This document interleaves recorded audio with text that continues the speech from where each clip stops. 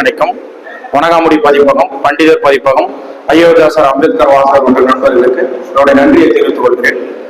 இது மிக முக்கியமாக ஒருங்கிணைக்கும் மன்னன் தமிழ்கனி, தமிழ் முரசு, நலங்கிள்ளி, அயோத்தியாசர் அம்பேத்கர் வாசகர் வட்ட ஒருங்கிணைப்பாளர் முத்துப்பிரதீபன் சாக்கியா அவர்களுக்கு என்னுடைய பணிவான நன்றியை தெரிவித்துள்ளேன். இந்த நிகழ்வுக்கு வருவதற்கும் அண்ணன் நாசியார் அவர்களுக்கும், கணேசமூர்த்தி, மூகா வையவன் மற்றும் பாஸ்கர் அவர்களுக்கும் என்னுடைய நன்றியை தெரிவித்துக் கொள்கிறேன். மற்றும் மிக சிறப்பான உரையாற்றிய அண்ணன் லட்சுமணன் அவர்களுக்கும், தமிழ்குமரன் அவர்களுக்கும் நன்றி. இந்த உள்ளுரிமைகளை புரிந்து கொள்வதற்கு நமக்கு மிக முக்கியமான சான்றாளராக இருக்கிறது 2001 எடுக்கப்பட்ட மக்கள் தொகை கணக்கெடுப்பு. இந்த 2001 எடுக்கப்பட்ட மக்கள் தொகை கணக்கெடுப்பு இயல்பாக 10 ஆண்டுகளுக்கு ஒரு எடுக்கப்பட வேண்டிய ஒரு மக்கள் தொகை கணக்கெடுப்பு. அந்த மக்கள் தொகை கணக்கெடுப்பு உள்ஒதுக்கீட்டுக்காக சிறப்பாக எடுக்கப்பட்ட கணக்கெடுப்பு கிடையாது. ஜனார்தன கமிட்டி அறிக்கை அதோடைய அந்த அறிக்கை உள்ஒதுக்கீட்டுக்காக அமைக்கப்பட்டிருக்கலாம்.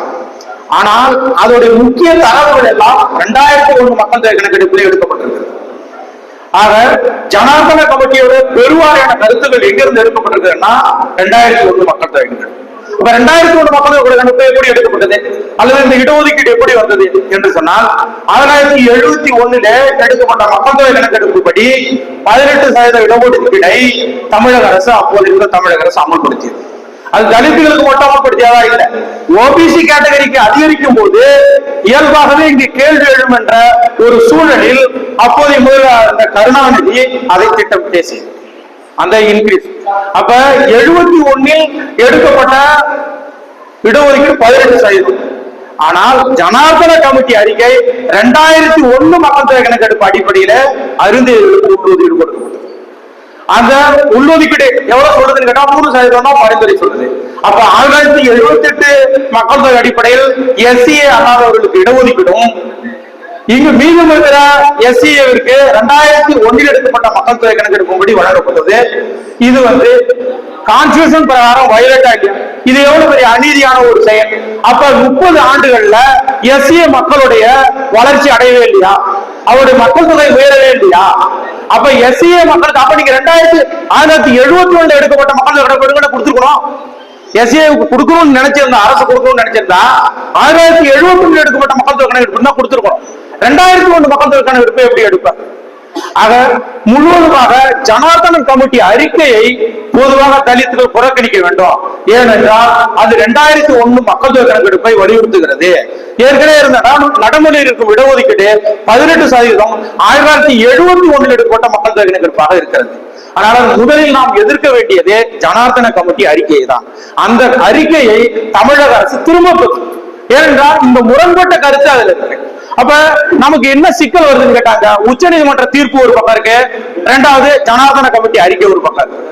அப்ப உச்ச நீதிமன்ற தீர்ப்பு என்ன சொல்லுது, இதை நீங்க நடைமுறைப்படுத்தலாம், மாநில அரசுக்கு அதிகாரம் இருக்கு அப்படின்னு சொல்லுது. மாநில அரசு என்னது, விதி 341 நீங்க திருத்துவதற்கான அதிகாரம் இருக்கு. இதான் இந்த 15 ஆண்டுகளா நடந்த சட்ட போராட்டம் என்ன சொல்லுதுன்னு கேட்டா, விதி 301 நம்ம திருத்த முடியுமா முடியாது, மாநில அரசுக்கு அதற்கான முடியும் அப்படின்னு சொல்றான். அப்ப என்ன கிரிட்டீரியா கொடுக்கறான், இதை நீங்க திருத்தலாம் அப்படின்னு சொன்னா என்ன கொடுக்கறான், முதல் கிரிட்டீரியா என்ன கொடுக்கறான், அந்த மக்கள் தொகை பிரதிநிதித்துவத்துக்கு அடிப்படையில் நீங்க கொடுக்கணும் அப்படின்னு சொல்றேன். முதல் கிரிட்டீரியா அவன் சொல்றது மக்கள் தொகை பிரதிநிதித்துவ அடிப்படையில் கொடுக்கறான். அப்ப எஸ்சிஏ 2001 கணக்கெடுப்பின் படியே 2.7% தான். ஆனா இவன் கொடுத்தது 3%. அவன் கொடுக்கிற அந்த வழிகாட்டு நெறிமுறையிலே முதல் வழிகாட்டு நெறிமுறையிலேயே இந்த இடஒதுக்கீடு வயலேட் செஞ்சிருக்கு. இப்போது உச்ச நீதிமன்றம் கொடுத்த தீர்ப்பும் படியே பார்த்தாலும் கூட இந்த சட்டம் அருந்ததியர் உள்ளொதுக்கீடு சட்டம் செல்லாது. ஏனென்றால் முதல் விதியா முரண்பாடாக இருக்கு. அடுத்து 2வது பாயிண்ட் அவன் என்ன சொல்றான், அப்படி நீங்க கொடுக்கிற பட்சத்துல நீங்க கொடுங்க, மாநில அரசுக்கு வழிகாட்டான் கொடுங்க, மற்ற சமூகங்களுக்கு பாதிப்பு ஏற்படாத வகையில் கொடுங்க அப்படின்னு சொல்றான்.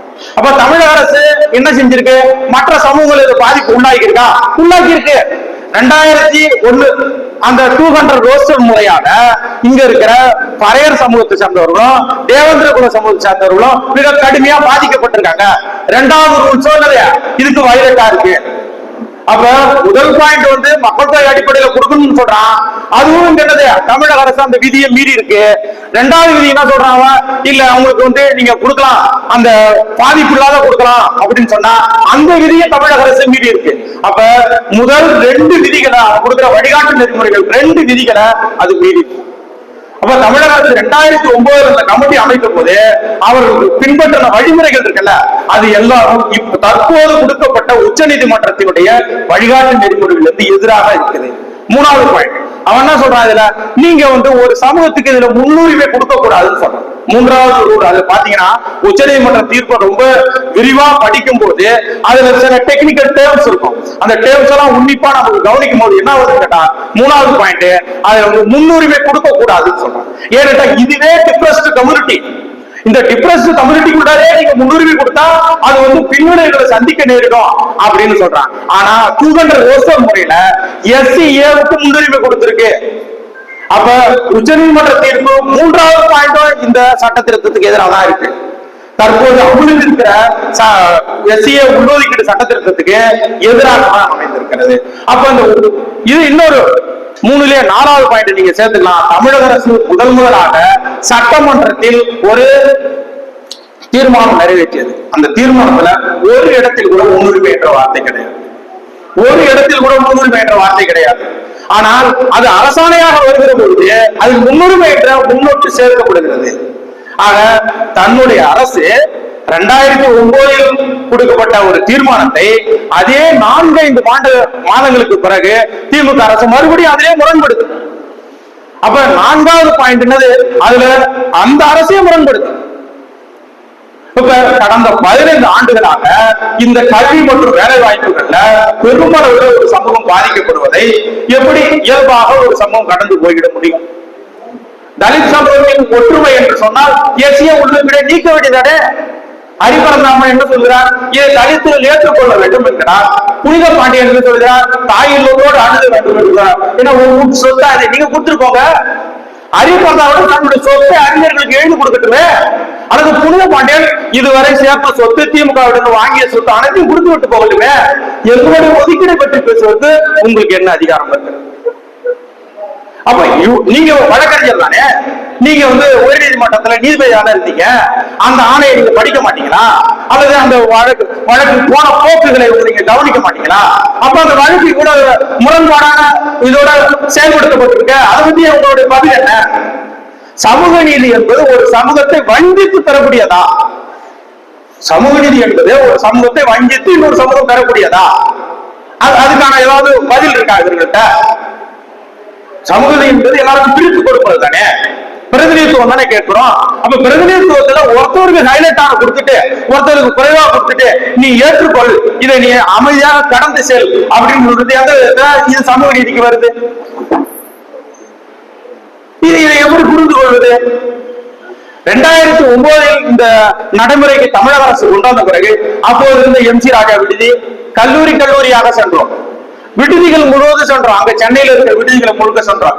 முதலில் அதற்கு எதிர்த்து பறையர் சமூக மக்கள், தேவேந்திர குல வேளாளர்கள் அந்த கூட்டங்களில் கலந்து கொண்டார்கள். இது போன்ற உள்ளொதுக்கீடு வருகிறது, அந்த அரசாணையை நாம் எதிர்க்க வேண்டும், அதுல தீர்மானம் நிறைவேற்றப்பட்டிருக்கு அப்படி என்று அரசு ஆய்வாளர் விடுதலுக்கெல்லாம் சென்ற பொழுது அதில் முதலில் பாதிக்கப்பட்ட சமூகமா இருந்த பறையர் சமூக மக்களே அதை எதிர்த்தார். அவர்கள் பாவம் அப்படின்னு சொன்னாங்க.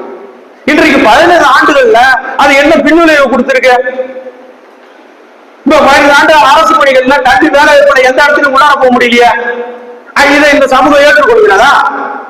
இப்ப பாதிக்கப்பட்ட சமூகம் என்ன சொல்லுது? அப்ப அதே நிலைதான் இன்றைக்கு நீடிக்குது. 2009 இந்த சமூகம் என்ன நிலைப்பாட்டை எடுத்ததோ அதே நிலைப்பாட்டு தான் இன்னைக்கு 2024 எடுத்திருக்கு. நார்த் இந்தியாவில் உள்ளொதுக்கீடே இல்லைங்க, உள்ளொதுக்கீடே இல்ல. அவன் பழக்கம் அடையலாம், இந்த சிஸ்டம் நம்மளுக்கு ரொம்ப பிரித்தாது, இது பிரச்சனைக்குள்ளா இருக்கு அப்படின்னு சொல்றான். ஆனா தமிழ்நாட்டுல 15 ஆண்டுகளாக பாதிக்கப்பட்டிருக்காங்க, இந்த சமூக மக்கள் பாதிக்கப்பட்டிருக்காங்க. அதுவும் இந்த சமூகத்துடைய பெரும்பான்மை சமூகமா இருக்கிற தேவேந்திர குல வேளாளர் மக்களும் பறையர் மக்களும் பாதிக்கப்பட்டிருக்காங்க. ஆனா இந்த 21ஆம் தேதி அமைதியா பீஸ்ஃபுல்லா போயிட்டு இருக்காங்க. ஒரு சிறு முகநூல் கண்டனம் கூட சொல்ல மாட்டேன்றான்.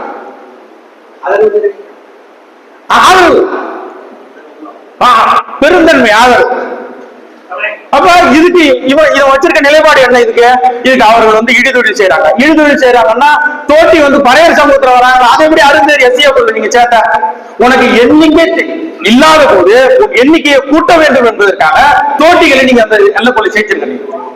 அப்படிதான் அது சேர்க்கப்பட்டது. அப்ப மற்ற சமூகங்கள் இன்றைக்கு வந்து ஐயா பேராசிரியர் லட்சுமணன் சொல்லிட்டு போல இந்த 7 சமூகங்களுக்கு இடஒதுக்கீட்டை யார் அதிகம் பயன்படுத்திருக்காங்க? ஆதி ஆந்திரா பயன்படுத்திருக்காங்க. ஆதி ஆந்திரா 2001 மக்கள் தொகை கணக்கெடுப்படி 2.5% கல்வி அறிவு பெற்றிருந்தாங்களே அவங்க.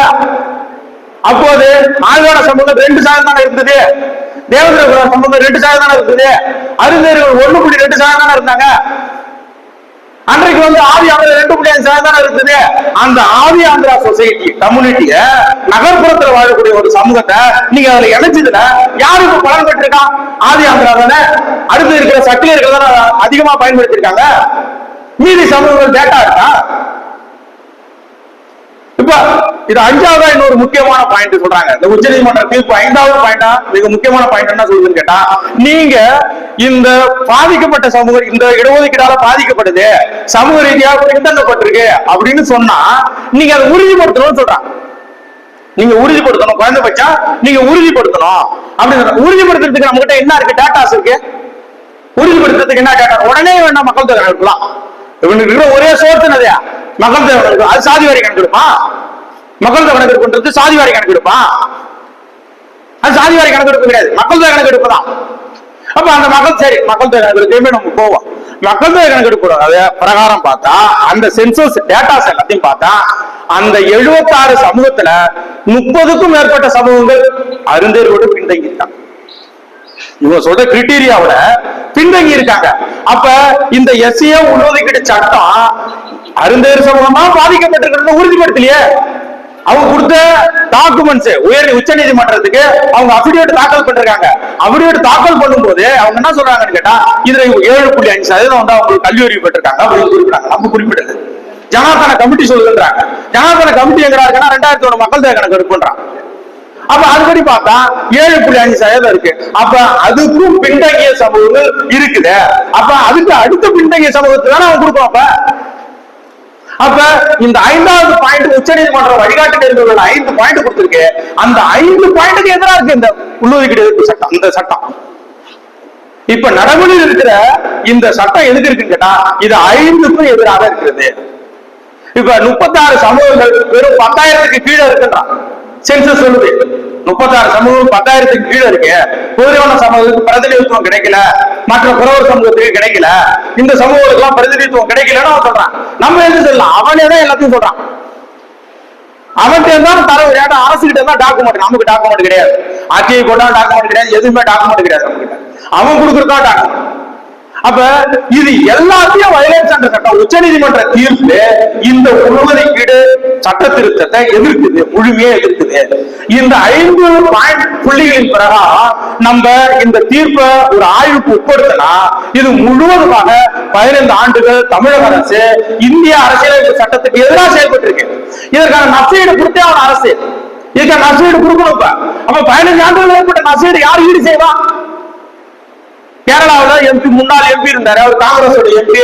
2000 ஆண்டுகள் வந்து 200 ஆண்டுகள் வந்து நீங்க பிரிட்டிஷ் அரசாங்கம் வந்து எங்களை வந்து அடிமைப்படுத்திருச்சு, எங்களுடைய பொருளாதாரத்தை சுரண்டுருச்சு, அதுக்காக நஷ்டஈடா நீங்க வந்து என்ன செய்யணும்னு கேட்டா குறைந்தபட்ச மன்னிப்பு கேட்கணும்னு சொன்னாரு அவரு. கேரளாவுடைய சொன்னாருங்களா மன்னிப்பு கேட்கணும்னு சொன்னாரா இல்லையா? அதை நரேந்திர மோடி வந்து என்ன சொன்னாரு? அது வந்து சசி தரூர் பேசினார். சசி தரூர் பேசுறதுக்கு நரேந்திர மோடி வரவேற்றாரு. இன்றைக்கு எங்களுக்கு 15 ஆண்டுகளாக இழைக்கப்பட்ட அநீதிக்கு திமுக அரசு எங்கிட்ட மன்னிப்பு கேட்கணும். இந்த 15 ஆண்டு இடஒதுக்கீடு பறிக்கப்பட்டிருக்கு. இதுக்கான நஷ்டஈடா நீங்க தரவான நாங்க போச்சுக்கிறோம், எங்ககிட்ட அறிவு இருக்கு நாங்க போச்சுக்கிறோம். ஆனா குறைந்தபட்ச நேர்மையாக நாங்கள் செய்தது தவறு அப்படி என்று உங்களுடைய என்னது அறிக்கை வெளியிட்டு இந்த 15 ஆண்டுகள் நாங்கள் தவறாக பின்பற்றப்பட்டுட்டோம், இது எங்க தவறான நடைமுறை, அரசியல் சட்டத்துக்கு எதிராக நாங்கள் செயல்பட்டுட்டோம் அப்படின்ற குறைந்தபட்ச மன்னிப்பை திமுக அரசு கோரலாம். இதுதான் நமக்கு தீர்வா இருக்க முடியும். ஏன்னா நமக்கு என்றைக்கு வேணாலும் படிச்சுக்கலாம், கொண்டுக்கலாம், அதெல்லாம் செஞ்சுக்கலாம். ஆனா இன்றைய ஒரு காலகட்டம் நடந்த அநீதிக்கு எதிராக இது ஒரு குரலோட எழுப்ப முடியல. ஒரு அரங்கு நமக்கு அமைச்சு ஒரு கூட்டம் நடத்த முடியல. உள்ளரங்கு கூட்டத்துக்கு அனுமதி வாங்கிய வரலாறு எங்கேயுமே கிடையாது. உள்ளரங்கு கூட்டத்துக்கு அனுமதி வழங்கி காவல் நிலையத்துக்கு போய் அனுமதி வழங்கி ஒரு கூட்டம் நடத்துற மரபே கிடையாது. 99 விடுதலை சிறுத்தை வருகையின் போதே கிடையாதுங்க. 99 கடலூர் மாவட்டத்துல 5 முறை மண்ணுரிமை போராட்டம் அறிவிச்சு விடுதலை சிறுத்தை தடை செஞ்சாங்க. 6வது முறையானது சிறைநிரப்பு போராட்டம் அறிவிச்சது. அப்போது கூட அந்த நெருக்கடி கிடையாது. அப்போது டெக்னாலஜி வளர்ச்சி கிடையாது, எனக்கு எளிதில் தெரியாது. அப்போது கூட நெருக்கடி கிடையாது. ஆனா இன்றைக்கு 50 பேர்கள் 100 பேர்கள் கொண்ட ஒரு அமைப்பு, ஒரு குழு நடத்துவதற்கு அரசு மாட்டிடுமா? அப்படி அரசு நம்புதா? அப்ப இதுக்கு எப்படி அரசு அச்சப்படுது? இதற்கு ஆதரவான கூட்டங்கள் இதே மாதிரி மாணவர்கள் நடந்திருக்க, அதுக்கு எப்படி இந்த அரசு ஆதரவு தருது? எதுக்கு காவல்துறை உதவி கொடுக்க கூட கொடுக்குறாங்க? அப்ப அரசு எந்த வகையில் எப்படியான ஒடுக்குமுறைகளை பட்டியல் சமூகம் மீது ஏவுகிறது என்பதை நாம் புரிந்து கொள்ள வேண்டும். அதற்கு எதிரான எதிர்வினையை சரியான நேரத்தில் வினையாற்றணும். காலம் கடந்த பிறகு ஒரு விளையாட்டுவதில் எந்த விதத்திலும் பிரயோஜனம் கிடையாது. 2009 செய்த தவறியதை 2024 கட்டாயம் செய்ய வேண்டும். அப்படி செய்யவில்லை என்றால் மறுபடியும் பின்னோக்கி இந்த சமூகம் நகர்த்தப்படும் என்பதிலே எந்த அளவு மாற்றம் கிடையாது. அதற்கான வலுவான திட்டங்களோடு, வலுவான செயல் திட்டங்களோடு குழுக்களாக இணைந்தாவது 4 பேர் 5 பேர் சேர்ந்த குழுக்கள் கூட அழுத்தத்தை கொடுக்கலாம். அதுல ஒன்றும் பெரிய இது கிடையாது. அதனால அப்படியான அமைப்புகள், பெரும் அமைப்புகள் பெரும் போராட்டம் நடத்துகிறோம். சிறு அமைப்புகள் வட்டார அளவிலான வேலைகளை கருத்துருவாக்கம் உருவாக்கட்டும். அது போன்று செய்யும் போதுதான் இந்த சமூகம் ஒட்டுமொத்தமான விழிப்புணர்வு அடைந்து அதை நோக்கியான ஒரு பயணத்துக்கு செல்லும். அதற்கான இது போன்ற கருத்தரங்களை நாம் பயன்படுத்த வேண்டும். அந்த கருத்தரங்களை ஒருங்கிணைக்கிறவர்களுக்கு ஒரு சப்போர்ட்டா இருந்து நாம் தொடர்ந்து அவர்களை ஊக்கப்படுத்த வேண்டும் என்று சொல்லி நன்றி கூறி விடைபெறுகிறேன். ஜெய்.